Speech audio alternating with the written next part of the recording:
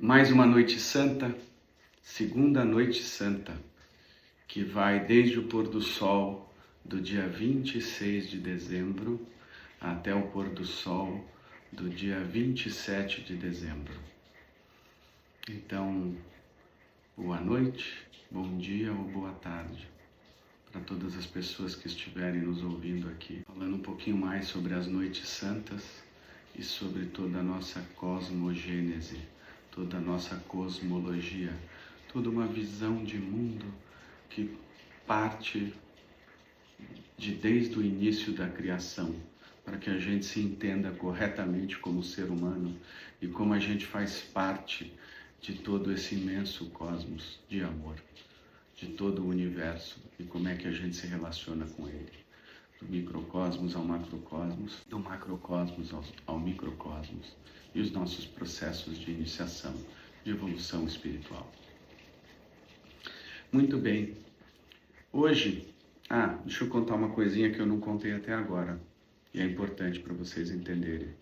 Ainda está em tempo, porque agora vocês vão ver que ao invés de ir de peixes para Áries, nós vamos vir de peixes para aquários. Aquário, perdão.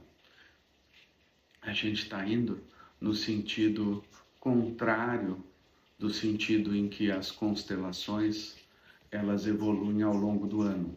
Começa com Capricórnio em janeiro, depois também Aquário em janeiro, que vai até fevereiro. De fevereiro para março a gente tem peixes, de março para abril a gente tem Áries, Touro, Gêmeos, Câncer, Virgem,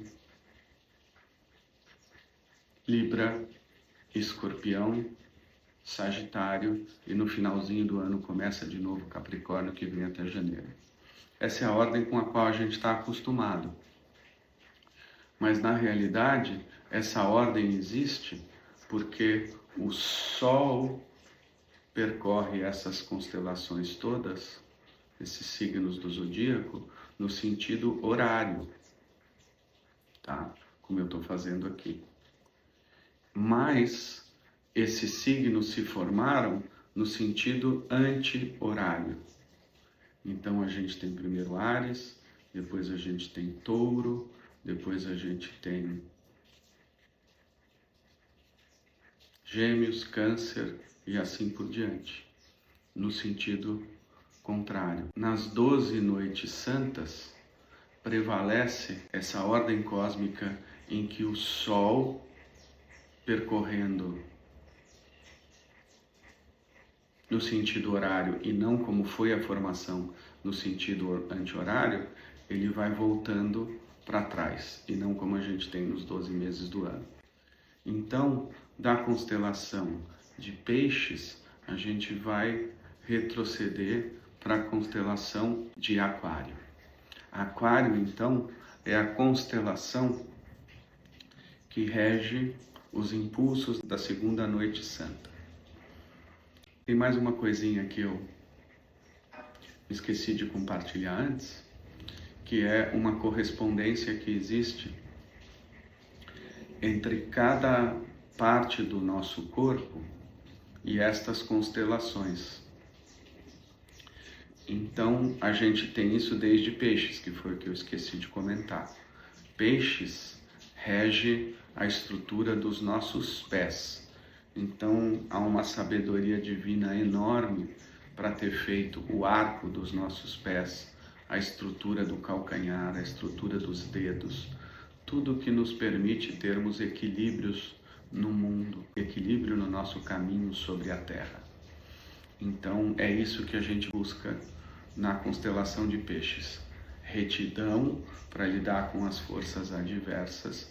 E isso se expressa também no nosso corpo físico, vindo do nosso polo inferior, do nosso inconsciente, para que a gente tenha esse direcionamento na vida, e se manifesta no nosso corpo físico, nos pés, tá? Então isso foi Peixes.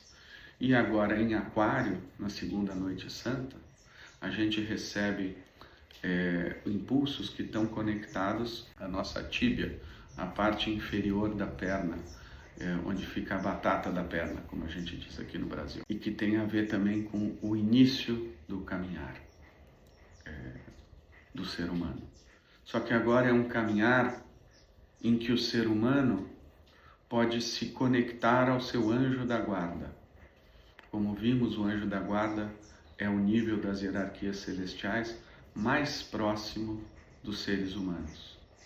Através dele se manifesta esse nível dos anjos como um todo.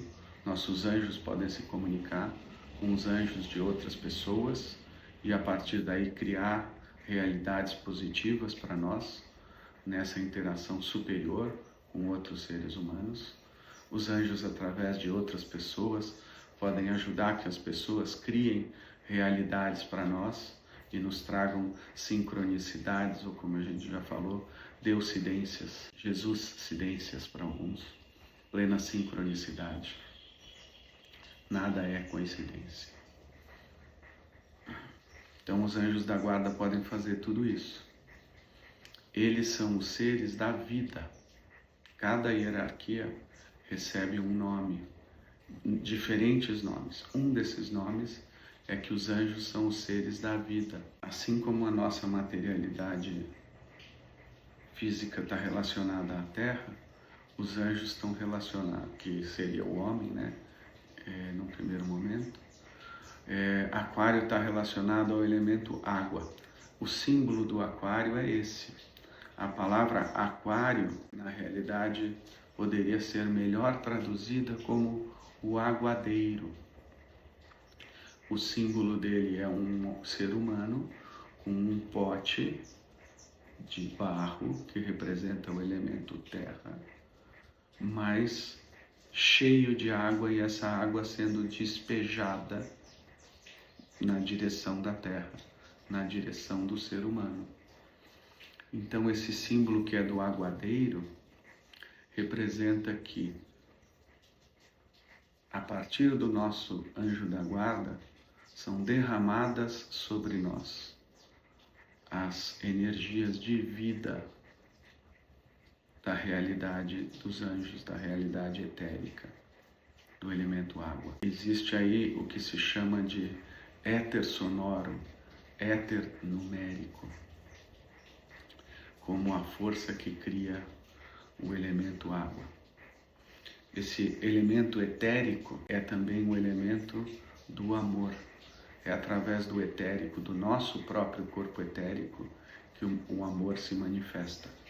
Esse corpo etérico é o corpo do amor, é o corpo da memória, é o corpo da inteligência e é o corpo da vida. Imagine que para que todos os nossos processos vitais ocorram no nosso corpo, primeiro é preciso de muito amor, porque é um grande sacrifício de todos os seres das hierarquias espirituais que atuam em cada átomo do universo e assim nos átomos orgânicos que estão dentro do nosso corpo, nas substâncias minerais que são absorvidas pelo nosso corpo. Há sempre um amor que vem dessa dimensão, desse corpo etérico, em todos os processos do nosso organismo. E esse amor nos permite acessar a memória nos permite acessar os seres espirituais que atuam em cada processo do nosso corpo. E através destes seres espirituais, nós temos inteligências atuando no nosso corpo, em todos os nossos processos. Para que haja vida, tem que haver amor, tem que haver a memória que permite acessar as diferentes dimensões, os diferentes níveis, os diferentes seres. A memória permite um desencadeamento sequencial, sábio, inteligente de todos os processos no nosso corpo. Amor, memória, inteligência e vida são plenamente conectados nesse nível etérico. E nós temos um corpo etérico, onde tudo isso se manifesta na nossa fisiologia. O Rudolf Steiner dá um bom exemplo de que a diferença entre um cadáver na cama e uma pessoa dormindo é o corpo etérico. na morte, o corpo etérico que sempre esteve conectado ao nosso corpo físico durante a vida, esse corpo etérico se separa em definitivo e vai seguir no caminho que se desdobra na jornada que ocorre após a morte. Ele se separa e sai depois que o eu e o corpo astral saem, eles levam junto o corpo etérico em definitivo, e é isso que faz com que o corpo fique morto, sem vida. Enquanto a gente está na cama dormindo, a nossa alma e o nosso espírito estão fazendo diversas incursões nos mundos espirituais, mas o corpo etérico fica junto ao corpo físico, e é ele que mantém a vida do corpo físico, mesmo que não hajam os processos de consciência com os quais a gente está acostumado durante a vigília. Os processos de consciência ocorrem nesse nível da alma e do espírito. Então, para que a gente possa entender a atuação dos anjos, é importante que a gente entenda a atuação do corpo etérico, porque são eles que derramam as bênçãos dessa dimensão da realidade sobre nós.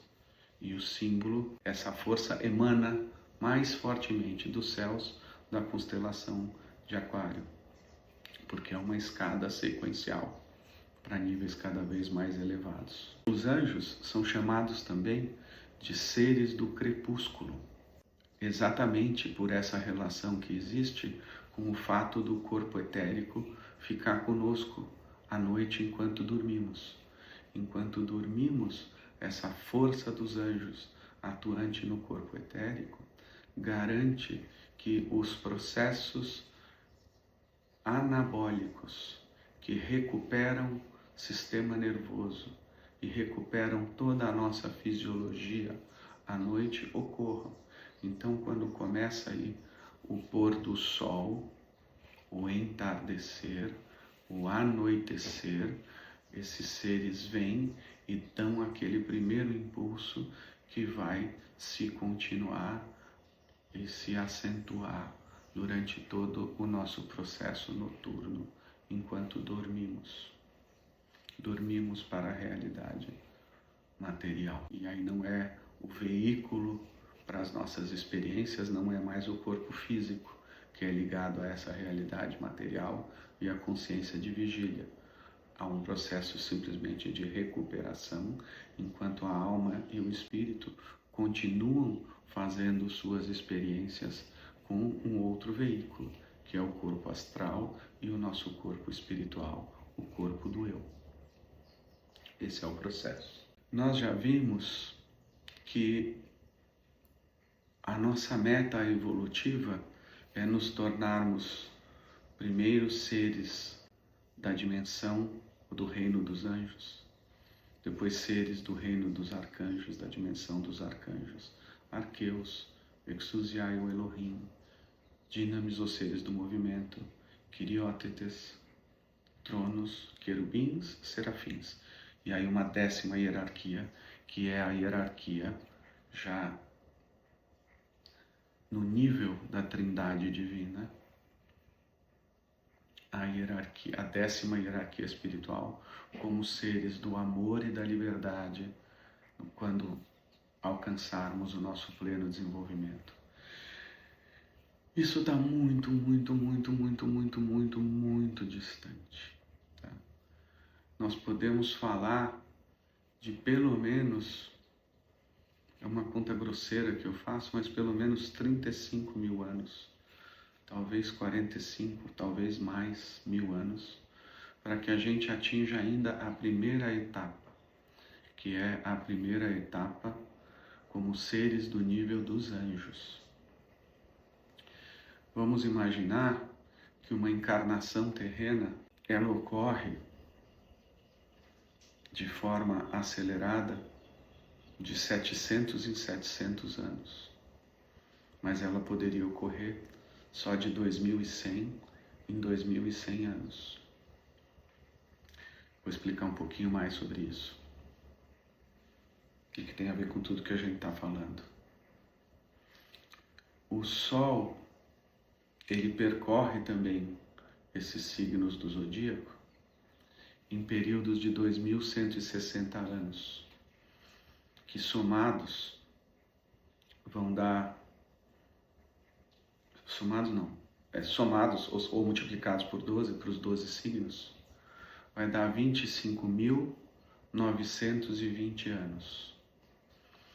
Esses 25.920 anos, não por coincidência, corresponde à média das nossas batidas do coração, que são 25.920 batidas por dia, num dia de 24 horas. Porque o nosso coração, ele é a manifestação do Sol no nosso corpo físico. Então, espiritualmente, a gente pode ver tudo que se manifesta no Sol se manifestando no nosso coração. E os números e outras referências são muito importantes para isso. Uma delas eu tratei num podcast outro dia, é sobre os processos de sístole e diástole. Todos os batimentos cardíacos, sístole e diástole, não são explicados pela ciência moderna, porque o coração não é uma bomba, ele não pode ser visto como uma bomba.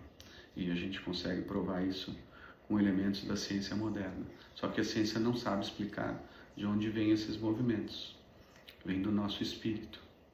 Todos os batimentos cardíacos são a expressão material de um impulso espiritual atuando sobre o material. Da mesma maneira que foi um impulso espiritual da Trindade Divina que criou todo o universo.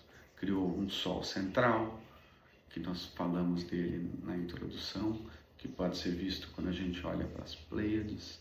Criou o nosso sistema solar e o nosso Sol, que é o primeiro de todos os astros a ser criado nesse momento atual. A Terra e o Sol já foram unidos no passado.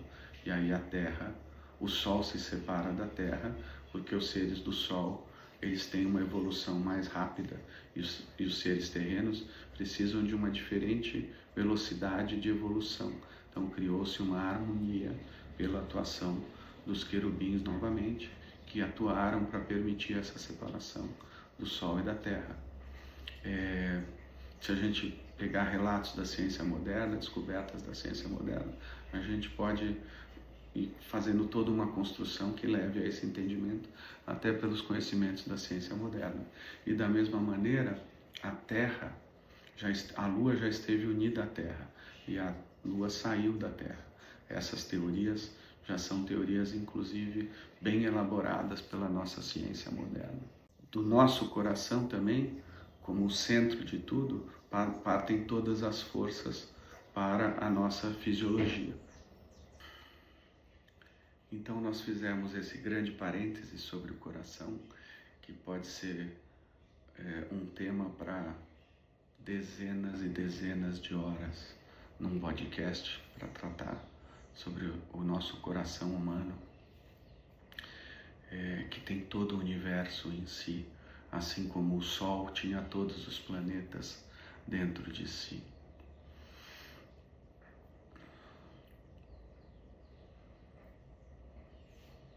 O nosso coração, ele é como se fosse todo o universo dobrado, e ele vem dobrando e virando do avesso, invertendo esquerda e direita, invertendo a parte de baixo com a parte de cima. Então a gente tem aqui fechado dentro de um sistema que, por ser fechado, ele inverte em cima e embaixo também. Esquerda e direita, ele está do avesso. Se a gente virar o coração do avesso, a gente tem todo o universo ali presente, porque o processo de formação do coração tem a ver com esse envelopamento do coração para criar um sistema protegido, para que o nosso espírito habite nele e possa permitir o desenvolvimento do ser humano. Nosso coração é a verdadeira morada do nosso espírito no corpo físico. E aí esse grande parênteses veio da relação que existe do coração com 25.920 batimentos por dia, junto com os 25.920 anos que o Sol, junto com todos os planetas, demora para atravessar os 12 signos do zodíaco. Nas divisões das eras evolutivas da Terra, ele também vai passando, ele passa por uma parte do zodíaco em cada era evolutiva. E a noção de tempo, a maneira como o tempo se manifesta, é diferente em cada uma delas. Então não faz muito sentido a gente falar dos períodos muito para trás. Mas esse movimento do Sol existiu desde a primeira época da formação do nosso cosmos, desde o início da Terra, em que a geologia, a cosmologia e depois as ciências que tratam da evolução do ser humano, de um primata para o Homo sapiens, como a gente é hoje, todo o desenvolvimento dos reinos mineral, vegetal, animal e do reino humano, tudo isso ocorre dentro de uma cosmogênese que é muito conhecida da antroposofia, que é muito conhecida dos Vedas e de outras escolas esotéricas, iniciáticas, de outras ciências espirituais. Então a gente tem primeiro a era polar, depois a gente tem a época hiperbórea, depois a gente tem a Lemúria. É na Lemúria que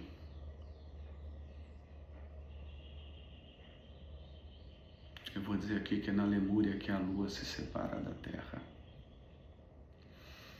E que talvez na própria Lemúria o Sol tenha se separado da Terra. Mas eu vou me certificar disso para num podcast trazer essas informações com absoluta precisão. É na época da Lemúria, no final da época da Lemúria, que existe a expulsão de Adão e Eva do paraíso. E essa expulsão de Adão e Eva do paraíso está relacionada a essa separação da Lua da Terra. Foi a partir da separação da Lua que pôde haver a divisão dos sexos. E é por isso que ali, que a partir de um homem se cria a mulher. A partir do Adão, primeiro se cria o homem, porque havia um desenvolvimento, então começa o desenvolvimento de um homem que é muito mais para um animal do que para um ser humano.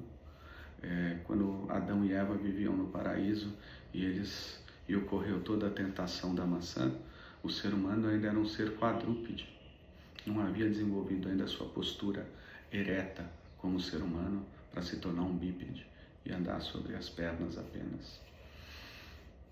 Então nós éramos muito, muito pouco evoluídos. É simplesmente uma liberdade artística, uma liberdade poética, o que faz com que artistas inspirados por Deus e pelas hierarquias espirituais representem Adão e Eva já como homens na forma em que nós temos hoje. O que estava impresso ali é a nossa forma arquetípica, o antropos ou purusha. É isso que está nessas imagens que representam Adão e Eva, já próximo da nossa forma atual. E naquela época existiam seres reptilianos que haviam desenvolvido uma grande inteligência superior à inteligência do ser humano e que por isso puderam atuar como seres tentadores do ser humano. E foi essa divisão entre homem e mulher, com a saída da Lua, que permitiu também a formação do cérebro humano. As forças lunares, elas atuam tão fortemente nos nossos órgãos sexuais e reprodutores, quanto elas atuam no nosso sistema neurosensorial, cujo cérebro é o coração no polo superior do organismo. Há uma polaridade, um reflexo, uma atuação da Lua nesses dois polos. E é isso que permitiu que a gente começasse a desenvolver os rudimentos do nosso cérebro humano e do pensar. Então isso ocorreu na antiga Lemúria.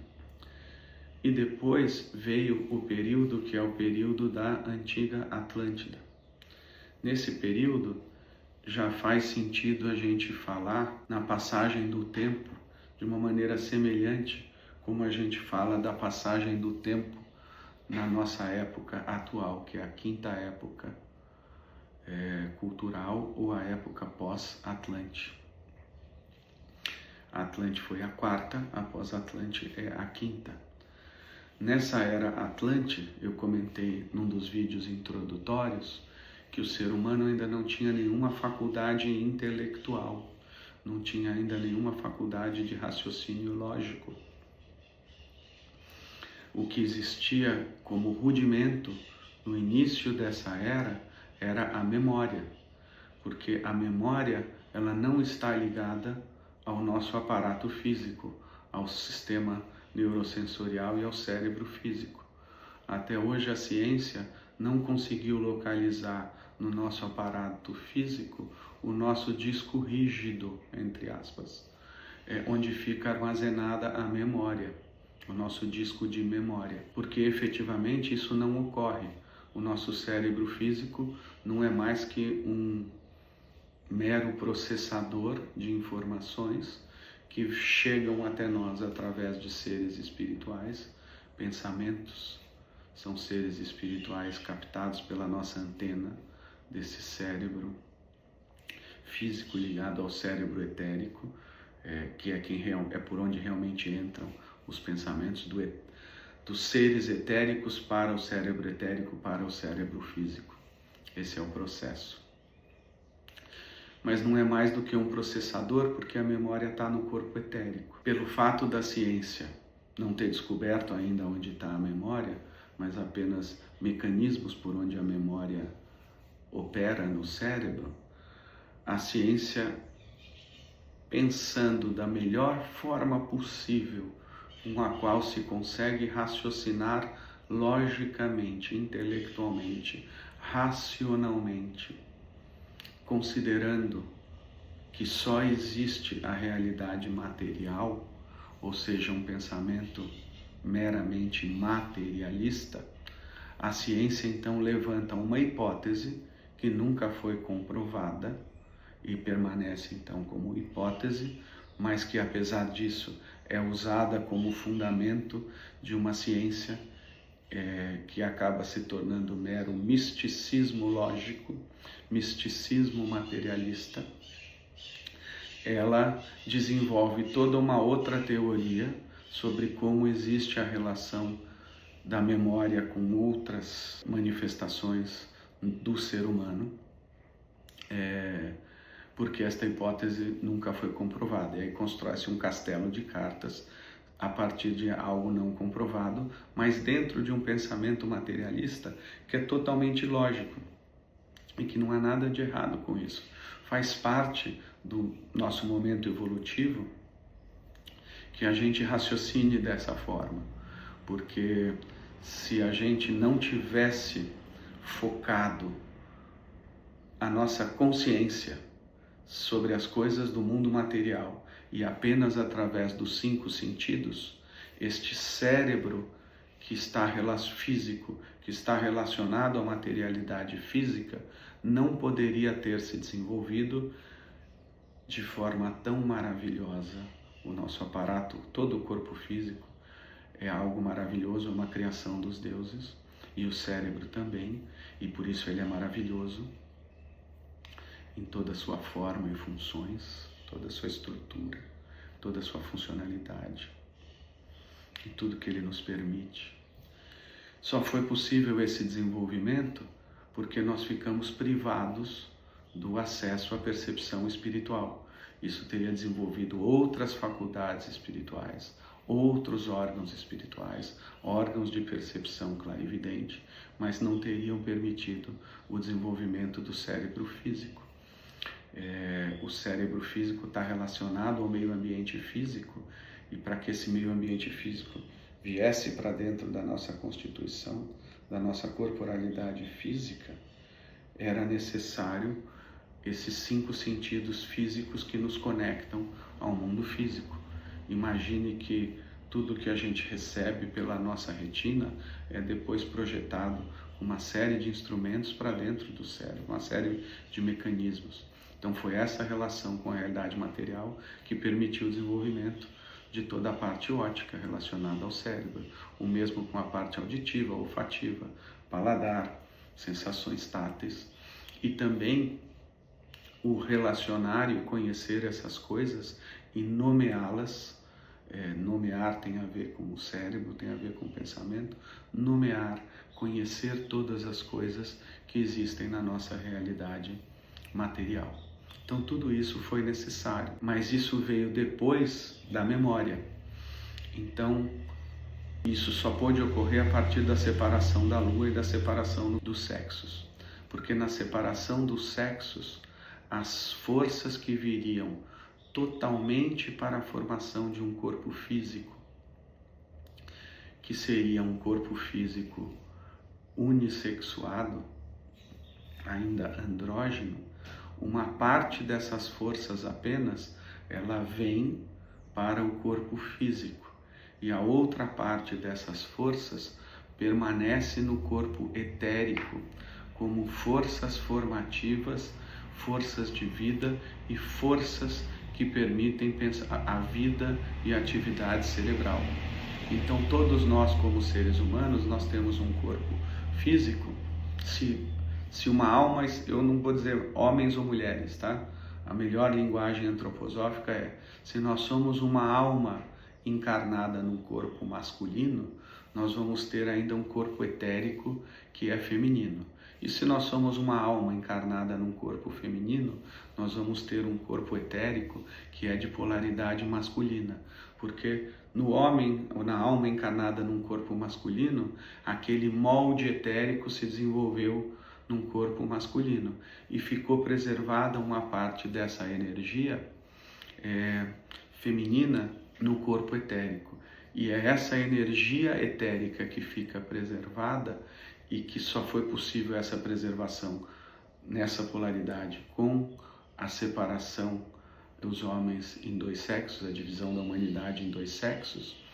Aí essas forças puderam ajudar em todo o desenvolvimento das forças neurosensoriais. Esse excedente de força que fica, ele é um excedente que permite a formação do cérebro e de todo o nosso sistema nervoso e daí desenvolvimento da capacidade intelectual, lógica do raciocínio. Voltando um pouquinho, na antiga Lemúria, então, ocorreu essa divisão dos sexos e aí, num primeiro momento, o que ocorreu foi o desenvolvimento da memória. Essa memória foi sendo fortalecida, isso a gente falou na introdução, nos centros de mistério da Atlântida. O grande trabalho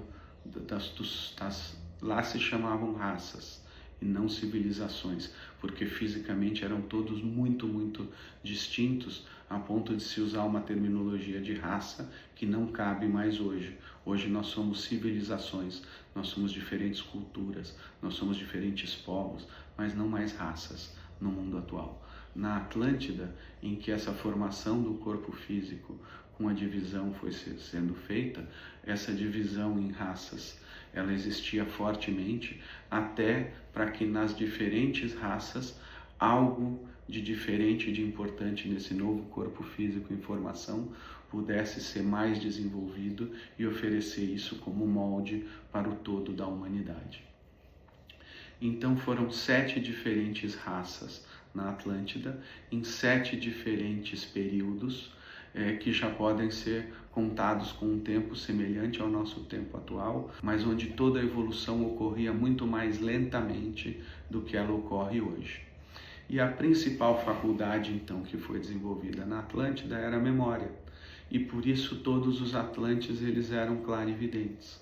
Eles tinham acesso à memória do universo. E essa memória do universo é o que permitia que eles tivessem todos os conhecimentos, toda a sabedoria, para terem desenvolvido uma elevada civilização, mesmo sem termos ainda as faculdades intelectuais. E aí é muito interessante a gente pensar, saber, com conhecimento espiritual, que na antiga Atlântida já havia uma pequena parcela de seres humanos que estavam sendo iniciados para o desenvolvimento das capacidades intelectuais, do raciocínio lógico, intelectual e lógico, racional. E que na antiga Atlântida essas pessoas eram consideradas pessoas inferiores, as pessoas mais atrasadas daquela sociedade, porque o que importava para aquela sociedade era a orientação que vinha dos deuses, era o conhecimento espiritual acessado através da clarividência e da memória. O Atlante não tinha necessidade do raciocínio lógico. Então aquilo que se formava como semente não era adequado para aquela civilização, para aquela época do desenvolvimento da humanidade. E eu estou falando disso porque hoje o inverso acontece. Numa sociedade e numa época cultural em que uma das grandes tarefas é o desenvolvimento das capacidades racionais, intelectuais e lógicas, e que prevalece uma mentalidade materialista sobre a nossa realidade, uma visão de mundo que ela é materialista, aquelas pessoas que ou têm reminiscências de uma clarividência, como os médiuns, ou as pessoas que já manifestam uma nova clarividência crística, que são as pessoas desenvolvendo o seu cérebro etérico, pensamentos etéricos, sentimentos etéricos, vontade etérica, imaginação moral, inspiração moral, intuição moral. Essas pessoas também são vistas com desconfiança pela grande maioria, pelo mainstream da humanidade. Então isso muda de épocas em épocas, e o iniciado é sempre alguém que está um pouco descolado do seu tempo e vai enfrentar as dificuldades desse descolamento do seu tempo, em que ele não se encaixa plenamente na sua sociedade, no seu período cultural, no caso, até que esse desenvolvimento seja tão grande em que ele possa unificar aquilo que ele está trazendo do futuro com aquilo que deve ser manifestado no presente, harmonizar tudo isso. A medida da evolução espiritual de um ser humano é sempre a medida da paz e da harmonia que se manifesta nele, ou da beleza e da unidade que se manifesta nele, da consciência e da plena conexão com Deus que se manifesta nele. São três formas diferentes de dizer a mesma coisa. Mas isso é um longo processo, e até que isso ocorra, o iniciado vive uma vida, principalmente nesse momento atual do desenvolvimento da alma da consciência, que aos olhos de uma visão materialista da vida é viver uma grande loucura espiritual. Voltando então à época Atlante, tivemos então todo esse desenvolvimento da memória na humanidade, para a humanidade, e sem dúvida pudemos contar com a ajuda do nosso anjo da guarda, que vive nessa esfera etérica e da memória. Todos os seres humanos têm um anjo individual cuidando deles, e os grandes líderes da humanidade nessa época eram aqueles que já manifestavam também uma capacidade de serem guias de povos, e aí eram os arcanjos se manifestando através dos anjos, nos pensamentos ou diretamente, subconscientemente, nos nossos sentimentos. E acima deles já existiam também arqueus atuando sobre esses seres humanos para que eles fossem guia da humanidade como um todo. Enfim, e essa atuação cada vez maior desses níveis, ela ocorre cada vez mais conforme a evolução segue o seu curso progressivo. Então nós temos, depois da era Atlante, nós temos a era pós-Atlante, que é a era na qual nós estamos. E eu estou fazendo essa retrospectiva toda para falar sobre esses ciclos de 2160 anos, que é o tempo em que o Sol demora para percorrer cada uma das constelações do zodíaco. E aí, o primeiro ciclo da nossa época começa na era de Câncer. A nossa época ela é muito importante. Ela marca o fundo da trajetória da humanidade numa grande decadência e uma retomada evolutiva dessa trajetória. E o evento central para isso é a encarnação do Cristo no mundo, na Terra, como um ser de corpo físico. O Cristo veio se aproximando da Terra gradualmente em cada uma dessas eras, primeira, segunda, terceira, e na quarta era, que é o período greco-romano, ele encarna fisicamente. Mas essas eras, elas começam na constelação de Câncer, na antiga Índia. E isso é muito simbólico.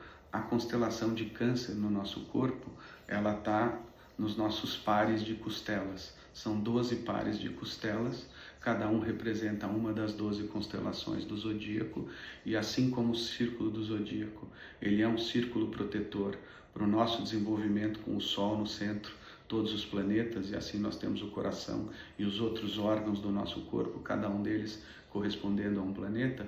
Tudo isso é protegido por esse círculo das costelas, por esses 12 pares de costelas.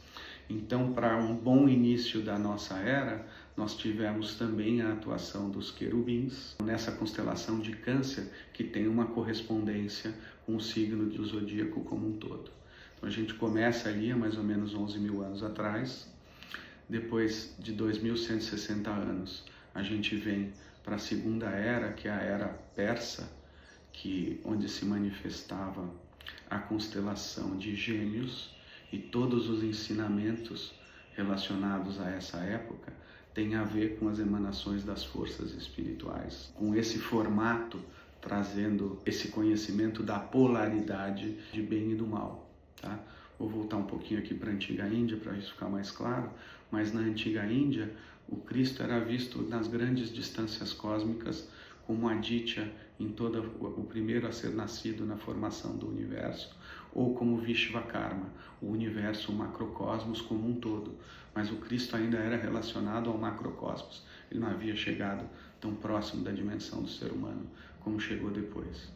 Na época, na Índia, os grandes líderes eram clarividentes também, os 7 rishis védicos, que eram os líderes máximos dos 7 oráculos dos 7 planetas na Era Atlante, e que reencarnaram todos juntos para dar esse primeiro impulso nessa nova era, nesse quinto período, que é o período pós-Atlântico, que é o que a gente vive hoje, e que também é dividido em 7 eras, assim como a época Atlântica. É sobre isso que eu estou elaborando agora. Então temos a antiga Índia, com os 7 rishis védicos, e esse conhecimento onde o Cristo está nas distâncias cósmicas. Depois, o Cristo se aproxima na época persa, onde o grande líder é Zaratustra, também clarividente, e ele podia ver o Cristo na aura do Sol, e por isso ele chama o Cristo de Ahura Mazdal. Ahura, na antiga linguagem persa, quer dizer aura. Então é a aura do Sol, Mazdal. E ele falava também do anticristo, de uma entidade solar, que é esse grande dragão solar, que ele também via na aura do Sol. Esse grande dragão solar é o que a gente tem chamado aqui de Ahriman, e que a gente relacionou também com os eclipses lunares, com Rahu, ou a cabeça do dragão, nódulo lunar norte. Então esse ser era visto no Sol também, junto com o Cristo, que já se aproximava da Terra. Então essa dualidade, os gêmeos, o dia e a noite, os gêmeos, o bem e o mal, os gêmeos, Cristo de um lado e o mal, porque quando nasce o bem, nasce o mal, onde há luz, há sombras. Então quando a criação ela é criada, um grande pleonasmo aqui, nasce o bem e o mal junto, era isso que era visto, e todo esse conhecimento sobre os gêmeos. E também todo o conhecimento de como a evolução da humanidade se dá primariamente através da evolução de almas gêmeas. A gente vai ter podcasts só tratando de almas gêmeas e como isso se relaciona com a evolução da humanidade. Mas esse tema das almas gêmeas já existe desde o início, existia na antiga Índia, tá? E existia aqui fortemente. Na antiga Índia, só para trazer isso como nasceu primariamente, também era algo que existia mais distante no universo. A sagrada tradição dos mestres védicos, ela se inicia com um dos primeiros mestres sendo Vashishta. O primeiro deles é Narayana, que é o primeiro de todos. Depois, logo em seguida, nós temos Vashishta. Narayana é o mesmo que Purusha, Naraya é o mesmo que Antropos, tá? Do que a gente vem tratando aqui. É a mesma imagem, é o homem arquetípico.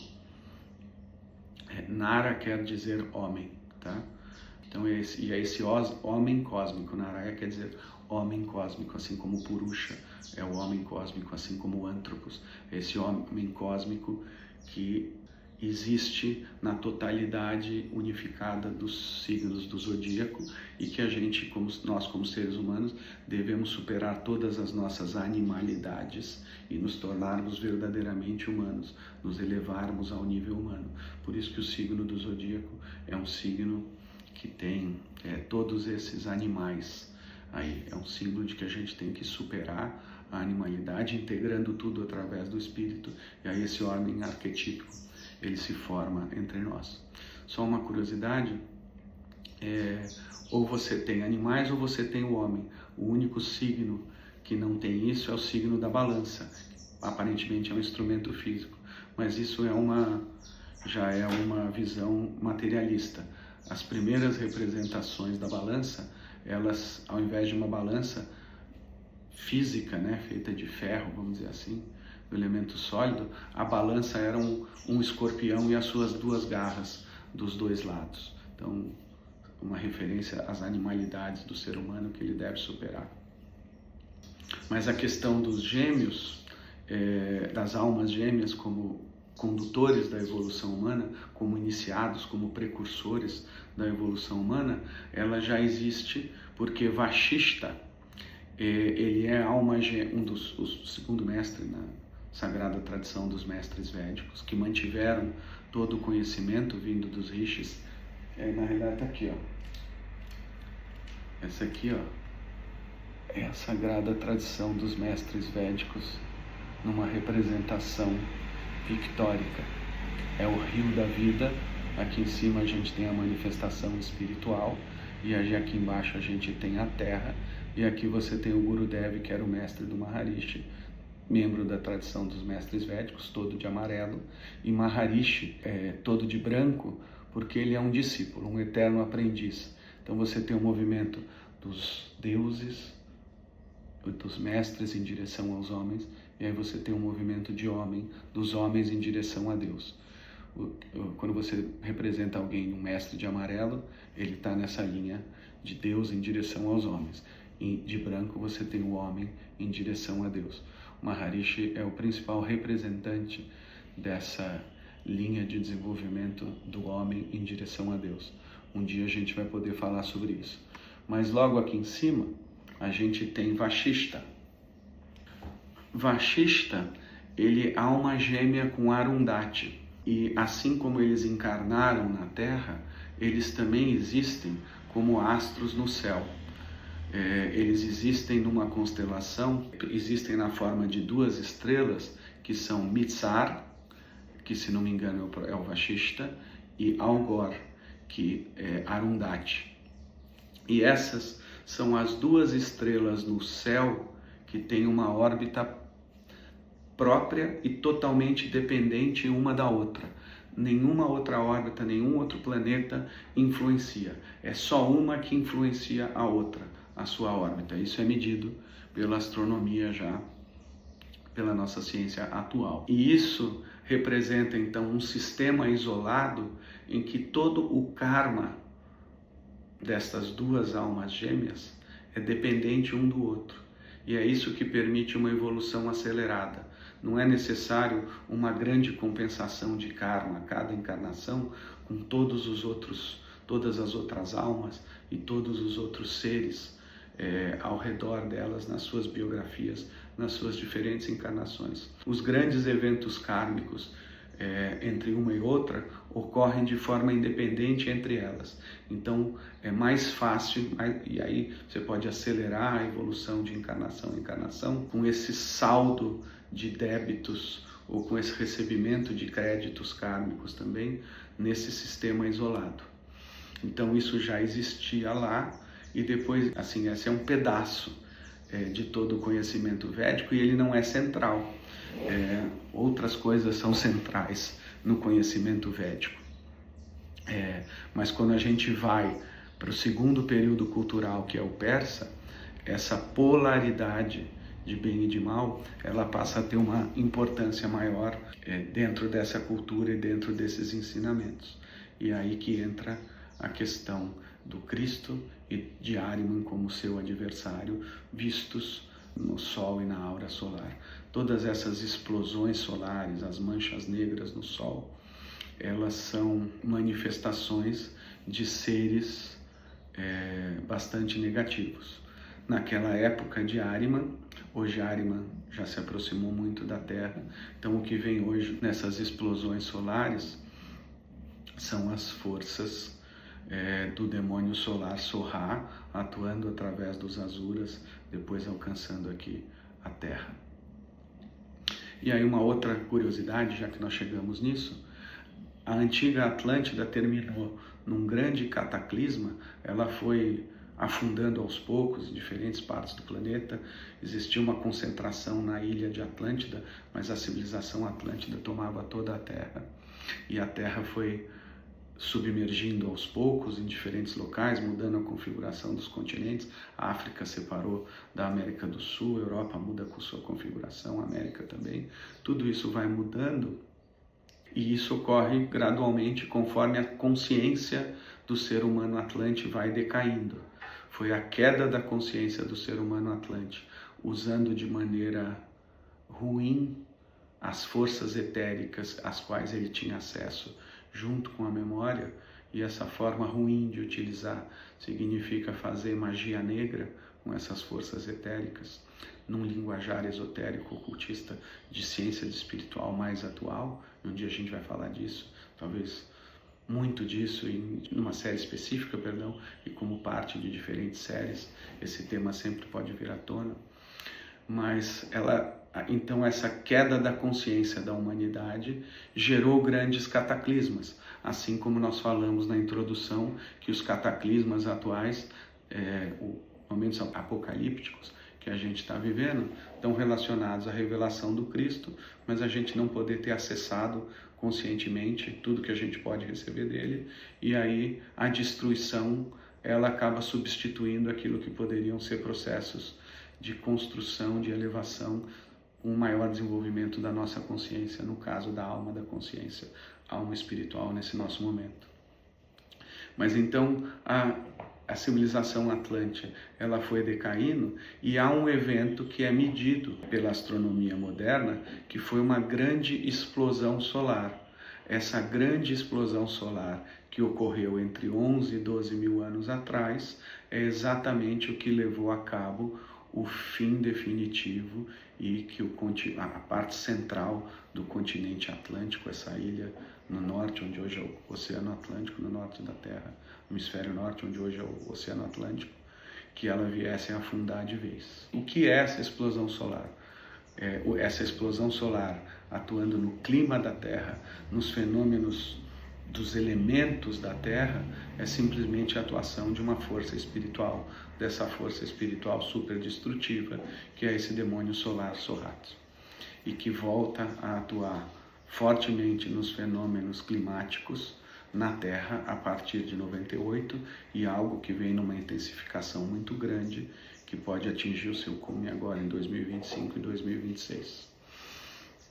E já está sendo medido pela nossa ciência o crescente aumento dessas manchas solares. Tá?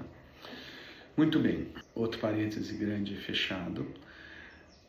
Viemos da Índia, passamos pela Pérsia, o grande líder Zaratustra, esse foco muito grande na questão do bem e do mal, dos gêmeos. E aí a gente vem para a civilização egípcia. Essa civilização egípcia, ela vai dar outra ênfase, porque o Cristo estava de novo mais próximo e numa outra região dos céus. O Cristo, por essa civilização, ele era visto como Osíris. E Osíris o que era? Era uma manifestação do Cristo visto através da constelação de Órion no céu. Nós falamos já bastante na introdução sobre a constelação de Órion, o início da formação do sistema solar, sobre as Pleiades, sobre Cartiqueia, muitas coisas. E nessa constelação, e sobre Micael, que é um com o Cristo, é aquele que é como o Cristo, nessa constelação de Órion, a gente tem a percepção do ser humano, que antes via o Cristo na aura solar, agora o Cristo é visto na constelação de Órion. E nessa mesma época, quem era Ísis? Ísis era a Sofia cósmica, também nós falamos dela nas Três Marias, e a sabedoria cósmica que se manifesta junto com a Trindade divina, com o campo e manifesto da realidade. Essa Sofia cósmica era vista na constelação de Sírius. Então, Ísis é Maria, mãe de Jesus, é a Sofia cósmica se aproximando da Terra e vista pelos sábios clarividentes do Antigo Egito. Essa mesma Sofia cósmica, ela é Kuan Yin na visão oriental, se não me engano é do budismo, mas não sei se do budismo tibetano. Essa Sofia cósmica, então, Ísis é também uma manifestação dessa Sofia cósmica se aproximando da Terra. E nesse momento da história da humanidade, a gente ainda tinha... O que a gente tinha aqui? Qual é a constelação? Perdão. É a constelação de Touro. Então a gente veio de Câncer, na antiga Índia, passou por Gêmeos, na antiga Pérsia, e depois chega em Touro, no Antigo Egito. Por isso que no Antigo Egito era muito forte o culto de Mitra. Veio da antiga Pérsia isso. Mas todo um destaque para os deuses em forma de touro. O Egito herdou isso e levou isso a um outro estágio, com essa relação com o deus touro. Por quê?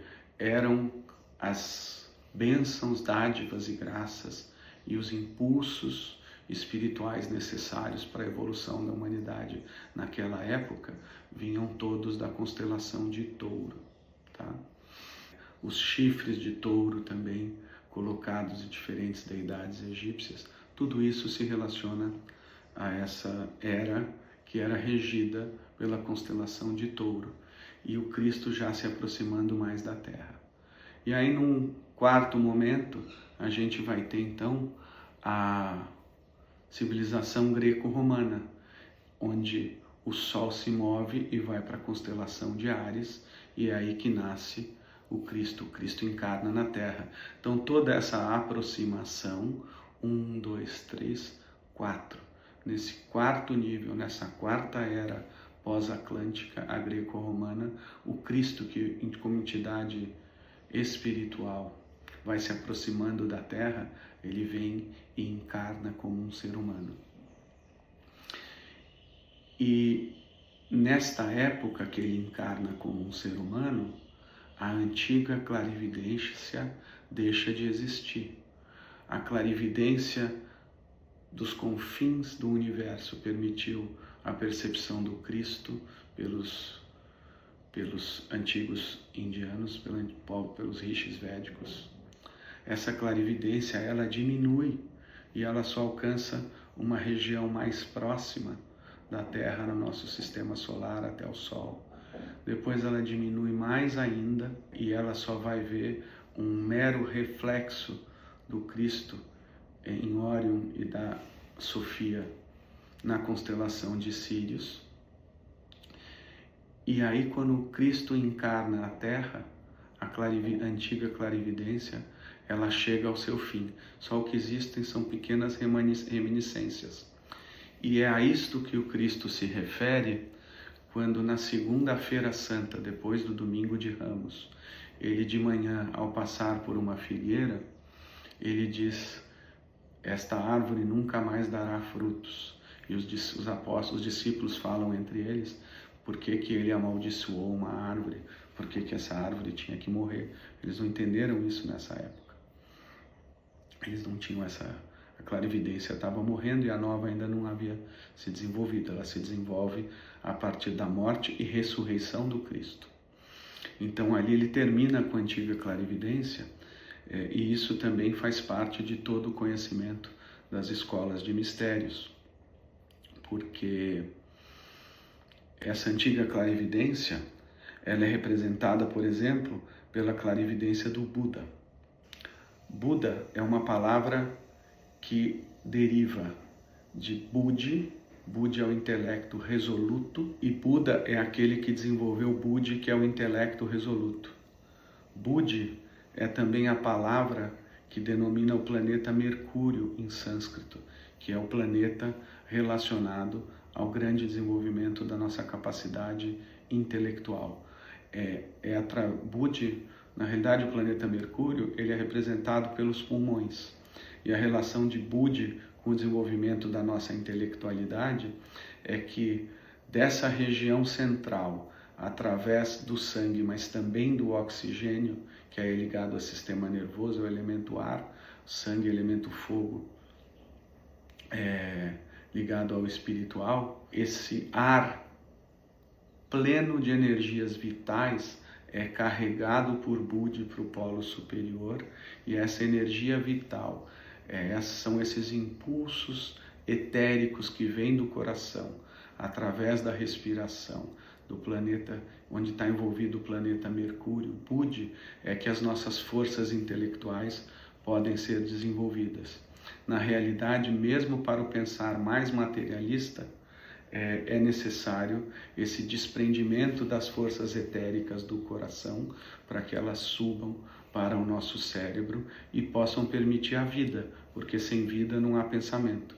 Mesmo que esses pensamentos não sejam ainda pensamentos vivos, pensamentos etéricos, para que o aparato físico do nosso cérebro material possa desenvolver a capacidade pensante, é necessária essa vida desses fluxos etéricos que tem que estar disponíveis ali. Sem corpo etérico não há vida, então não há processos, não há ocorrências dentro da nossa fisiologia, do nosso metabolismo ou mesmo do nosso sistema nervoso. E o nosso sistema nervoso é a parte mais morta no nosso corpo. Na cabeça reina a morte, que é o que possibilita o pensamento morto, que é o pensamento materialista. Mas mesmo nisso que é mais morto, é necessário um contingente etérico, um contingente de vida para que o pensamento possa ocorrer. E a gente vai ver em outros episódios como a partir desse pensamento morto, esses fluxos etéricos podem se intensificar muito, e são esses fluxos etéricos que vão atuar no outro nível, a nossa glândula pineal, para de novo trazer uma clarividência, mas num outro formato. Então, nessa época, e a gente estava falando da Segunda-feira Santa, e quando o Cristo ele diz que essa árvore não dará mais frutos, o que ele estava querendo dizer é que essa antiga clarividência, ela tem que deixar de existir e que ela tem que ser substituída por uma nova. No Apocalipse de São João, Cristo diz: eu faço novas todas as coisas. Foi isso que ele fez ali. Encerrou um ciclo e iniciou um novo ciclo. O Evangelho, a tradução para o Evangelho é a boa nova. Então ali ele fez tudo, ele tornou novo, inclusive as faculdades clarividentes que são necessárias para o novo desenvolvimento do ser humano. Buda é aquele que desenvolveu Budi, que é o seu intelecto resoluto, seu intelecto refinado. Boda, eu me confundi antes, peço perdão, Boda quer dizer árvore. Essa árvore é a figueira brava embaixo da qual o Buda se iluminou. As tradições do budismo indicam que o Buda se iluminou embaixo de uma árvore, que é um tipo de árvore que chama-se ficus religiosas hoje em dia. É a figueira religiosa que recebe esse nome pelo fato do Buda ter se iluminado sentado, meditando embaixo dela. Eu visitei um local sagrado, preservado na Índia, onde dizem que está essa árvore, até hoje uma figueira, sobre a qual o Buda se iluminou. Mas essa árvore também, ela representa o nosso cérebro. Eu vou providenciar para de alguma forma disponibilizar para vocês uma imagem, que é a imagem de um corte do nosso cérebro, onde aparece o nosso tronco cerebral. À frente do corpo cerebral, você tem uma imagem que é exatamente a imagem de um ser humano, do Buda, com a mãozinha assim para frente, mas de lado.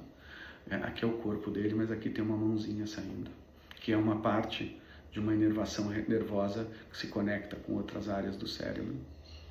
Você consegue ver perfeitamente a figura de um homem sentado embaixo de uma árvore. O tronco da árvore é o nosso tronco encefálico. E depois todo o cérebro e todas as outras estruturas, os ventrículos e tudo mais que existe dentro do nosso sistema nervoso central, eles formam a copa e as ramificações dessa árvore. Então, no passado, a clarividência existia porque a nossa glândula pineal, que hoje ela é pequenininha aqui atrás, a pineal, ou epífise, que tem um formato cônico, embaixo da qual existe uma areia, um depósito de minerais, cuja qualidade, o tipo de mineral, é o que denota maior ou menor QI, maior ou menor capacidade clarividente, porque o QI está relacionado à capacidade clarividente desde o início, que é a capacidade de ter um cérebro etérico mais forte e por isso correlacionar mais coisas. A inteligência pode ser vista como uma capacidade de fazer correlações corretas entre as coisas. Tudo isso pode ser medido pelo depósito de minerais na pineal. Mas essa pineal que hoje é pequenininha, ela era maior do que todo o nosso cérebro na época Atlante. A gente vê aqui, como a gente vê aqui uma grande aura do Cristo nessa foto. Para grandes mestres, para grandes sábios, para os santos do passado, muitos deles são representados com uma aura ao redor da cabeça. Isso é um indicativo da sua capacidade clarividente, já da nova clarividência crística. Mas sempre, no passado, a pineal ela era maior então do que o cérebro físico. A pineal física era muito maior. Ela tomava quase a totalidade do nosso cérebro físico. Isso desde ali da Lemúria, separação dos sexos, depois época Atlante, e ela foi diminuindo, ficou muito pequenininha fisicamente, e hoje essa pineal etérica, ela também fica adstrita a essas dimensões diminutas do nosso cérebro físico. E isso é o que favoreceu o desenvolvimento do pensamento materialista, e as capacidades clarividentes, elas ficaram inibidas no seu desenvolvimento e até, no caso, retrocederam.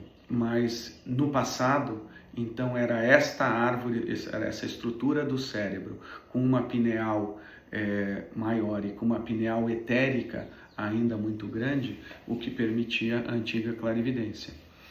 E o Buda se iluminou, quer dizer, ele desenvolveu a capacidade de enxergar nos mundos espirituais, porque a sua própria luz foi capaz de iluminar seres e realidades e dimensões que antes eram apenas escuridão, antes dessa capacidade se desenvolver. Enfim, no caso da antiga humanidade, essa era uma capacidade atávica.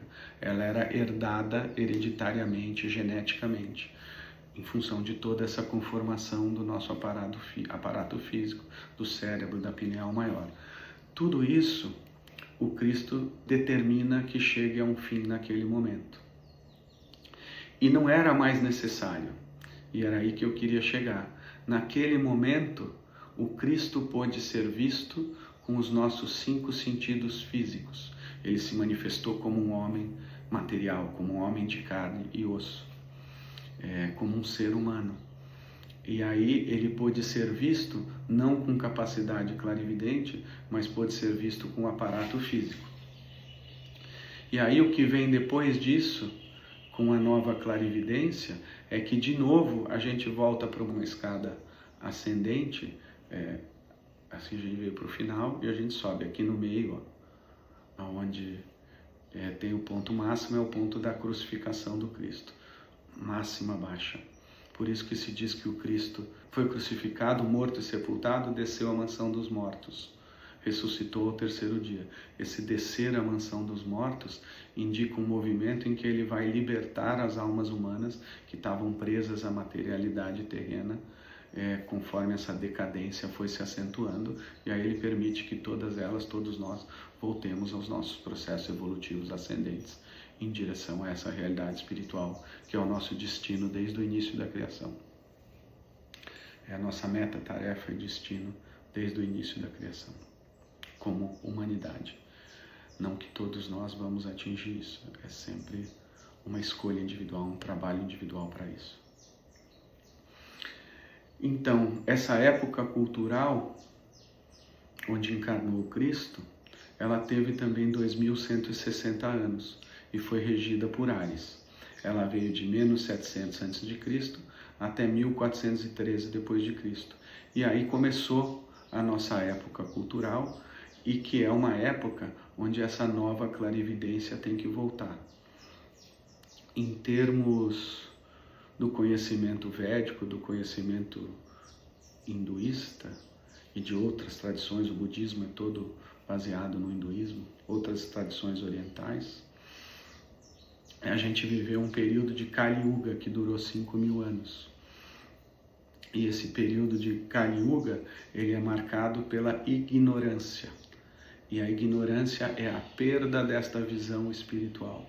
A humanidade se tornou ignorante, ela se tornou desprovida da capacidade de enxergar o fundamento das coisas, a realidade espiritual como fundamento de todas as coisas. E esse período de Kali Yuga, ele se estende até o ano de 1870 em algumas contagens, de 1879 em outras contagens e de 1899 em outras contagens. Por que essas diferentes contagens? Porque as coisas elas ocorrem em diversos níveis. Então, em 1870, no nível espiritual terminou Kali Yuga. Em 79, num outro nível, no astral, terminou Kali Yuga. Em 99, já no nível físico, material, termina Kali Yuga, 1899.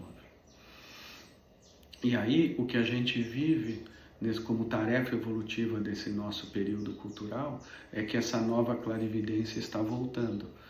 Faculdades clarividentes estão voltando, mas é uma clarividência que não prescinde da utilização do aparato físico. Ela se soma a tudo aquilo que nós desenvolvemos como capacidade intelectual. Não é uma clarividência como dos Atlantes, que só tinha memória e nem o cérebro físico, capacidade intelectual, racional, lógica, cognitiva existia.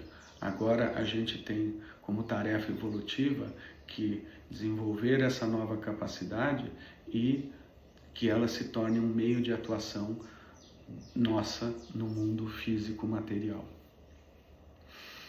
E isso ocorre porque, de novo, a gente se eleva a essa dimensão do etérico. E o que é essa dimensão do etérico? Fazendo a conexão com o que a gente está dizendo aqui nas primeiras noites santas sobre a influência dos seres de Aquário. Essa é uma conexão que está se fazendo de novo com os seres da dimensão etérica, com o Aquário, com os seres da realidade espiritual. E isso a gente está fazendo. Isso já acontece da mesma maneira que na antiga Atlântida, uma pequena parcela da humanidade desenvolvia forças intelectuais, uma parcela, e estava adiante do seu tempo, isso só viria depois no período pós-Atlântico, o pleno desenvolvimento disso, que é o nosso. Da mesma maneira, um pequeno grupo de pessoas, que são os iniciados, e dentre eles as almas gêmeas, eles estão começando, já estão num processo que já existe há algum tempo e se intensifica, não é? Começando a desenvolver essas capacidades clarividentes, que são as capacidades que existirão no próximo período cultural. A gente está no período cultural de peixes. A gente veio então, de novo, Câncer, Gêmeos, Touro, Áries, Peixes, E o próximo ciclo de 2160 anos é o ciclo da Era de Aquário. É a isso que a gente está se referindo como Era de Aquário. Mas algumas pessoas já manifestam na sua biografia, nas suas experiências enquanto seres humanos encarnados, experiências que não são só as experiências dessa época cultural da humanidade, são já experiências do próximo ciclo das eras culturais, do próximo ciclo evolutivo da humanidade, que é esse ciclo da Era de Aquário. E o que caracteriza este ciclo? Caracteriza que nós vamos ser regidos pelo anjo da guarda. Nós teremos uma conexão consciente com o nosso anjo da guarda, para que a gente possa receber orientações de maneira permanente do mundo espiritual através do anjo da guarda. A orientação sobre bem e mal, orientação sobre certo e errado, e a partir daí uma vontade alinhada com o plano divino, com Deus, sentimentos alinhados com o plano divino, pensamentos alinhados com o plano divino, tudo isso virá como tarefa evolutiva da humanidade na Era de Aquário. Mas desde já isso está acontecendo. É para uma parcela da humanidade. Já existe, só não está distribuído, atuando e permeando para toda a humanidade. A humanidade está aqui desenvolvendo os mistérios da vontade, a luta do bem contra o mal, como a gente viu, como falou sobre a Era de Peixes. Mas alguns já estão desenvolvendo também como ferramenta, até para poder direcionar suas vidas individuais, em algum momento poder atuar coletivamente, orientando esse restante da humanidade que está com essa grande dificuldade, que é essa luta, esse enfrentamento com o mal e todas as nefastas consequências, que isso traz à destruição, ajudar a humanidade a desenvolver uma maior consciência para que a destruição seja menor. Nessa segunda noite santa, a gente recebe então esses impulsos dos anjos, dos seres da dimensão etérica, dessa dimensão do amor, dessa dimensão da vida, dessa dimensão da memória, dessa dimensão da inteligência, e dessa conexão do ser humano com tudo isso, e a partir daí com o mundo espiritual. É esse impulso que a gente pode receber, que a gente recebe como dádivas, graças e bênçãos que emanam para nós desses seres a partir da constelação de Aquário, que é uma colônia de seres espirituais que tem esse papel de trazer esses impulsos para o ser humano. E aí, falando sobre evolução, é importante trazer aqui que esse impulso de Aquário, essa conexão com o nosso anjo, vai nos fazer chegarmos a uma primeira etapa do que será a nossa manifestação futura como anjos.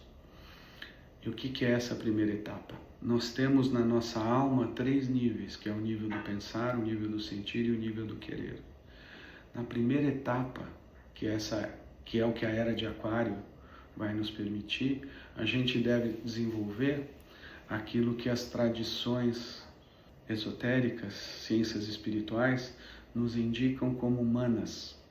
Na antiga Índia se fala que as 3 dimensões superiores do superior são manas, buddhi e atma. Na antroposofia vai se falar da personalidade espiritual, do espírito vital e do homem espírito. Quando manas se manifestar plenamente, isso significa que o nosso espírito atuou e integrou todas as dimensões do nosso corpo astral, e esse corpo astral fica plenamente iluminado pelo espírito. Aí nós temos a plena manifestação de manas.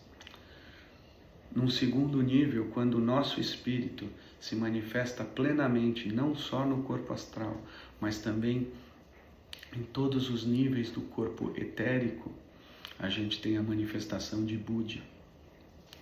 E num terceiro nível, quando o nosso espírito já manifesta no corpo astral, já manifesta no corpo etérico, se manifesta ainda mais profundamente no nosso corpo físico, nós temos aí a manifestação de Atma. Quando nos tornarmos Atma, a gente tem uma unidade com Deus. Mas isso também é algo que na nossa jornada, esses níveis de unidade ainda vão mudar muito. Hoje o ser humano, ele não pode nem ser chamado de ser humano. Nós somos ainda um ser intermediário entre o animal e o humano. A gente tem muito para desenvolver e isso acontece em etapas, acontece gradualmente.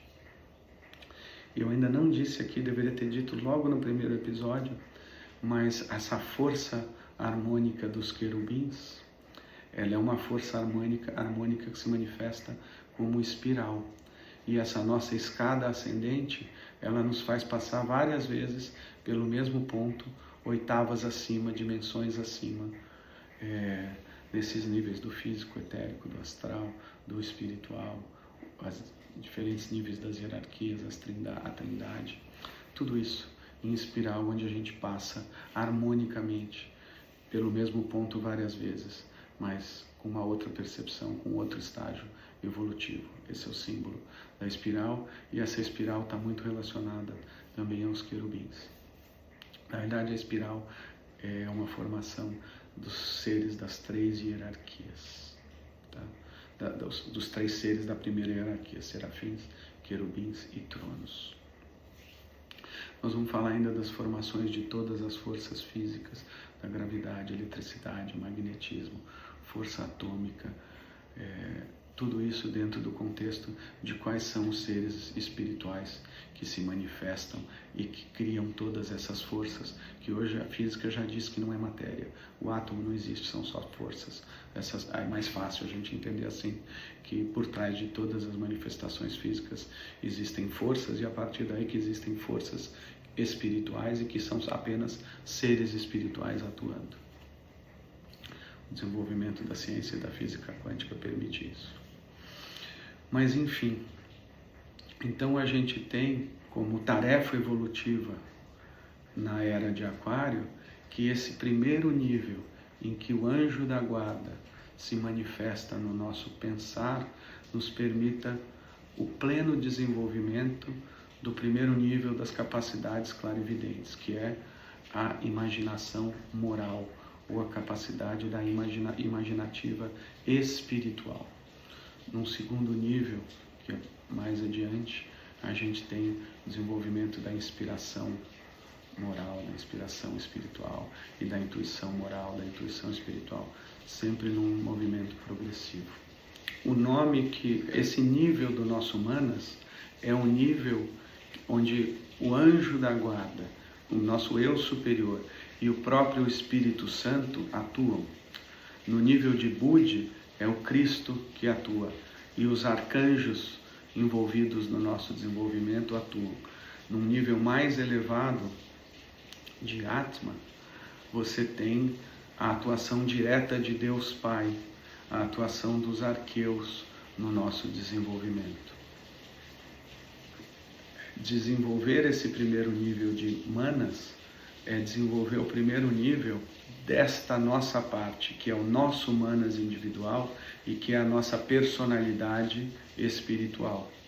Então, quando eu falei em episódios anteriores que a gente cada vez mais na nossa evolução deve manifestar menos do nosso pequeno ego terreno e temporal, e a gente deve manifestar cada vez mais a nossa personalidade espiritual, isso pode ser entendido e deve ser entendido como a manifestação desse Manas, que é efetivamente a nossa personalidade espiritual, na nossa personalidade terrena, substituindo o ego e os egoísmos, todos os vícios ligados ao ego e ao egoísmo, atuando de forma diferenciada na nossa personalidade. Muito bem, eu acho que por hoje é só, pessoal. Temos 1h10 falando, mais do que 1h10, porque o vídeo foi interrompido.